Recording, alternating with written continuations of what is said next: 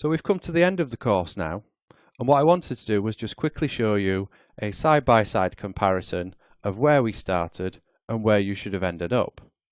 On the left we have the initial model with no surface detail. It's quite flat looking and not very interesting to look at. Whereas on the right we have our sculpted model with all those little details added in, the folds, the muscle, the hair detail, and she looks a lot more interesting. And that was all done just taking the time to use Silo's sculpting tools. And what I find is a lot of people who own Silo don't actually use the sculpting tools, and some don't even know that you can do this. It's the same with the retopology tools. There are elements of Silo which people don't use because the subdivision surface tools are really good. They don't bother with anything else. But what I hope I've shown you with this course is that if you've taken the time to model something in Silo, why not experiment with the sculpting tools? Just play around with them. If you own it anyway, you've got them. And as you can see, if you take the time and the effort, you can get pretty good results just using the sculpting tools.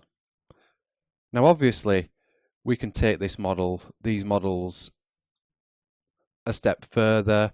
We could go in and sculpt in some finer details. We could build some more props and maybe sculpt those as well.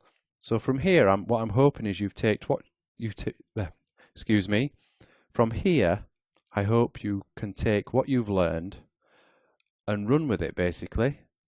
Do more sculpting, play around with the brush settings and tools, and find your own workflow that works for you.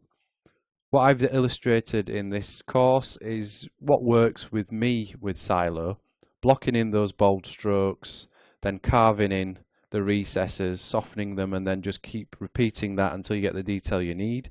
But you may find another approach which works for you, and that's absolutely fine. Now you know the tools, you can you've got the luxury of experimenting with them, creating your own brushes, and just doing what you like. So we've reached the end of the course now.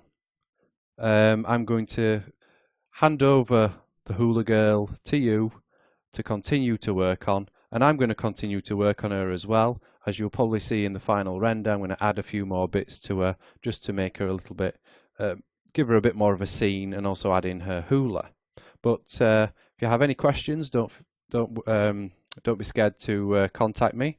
I'd also like to hear back from you about this course or any of my previous courses, either through the Digital Tutors forums or through my own website.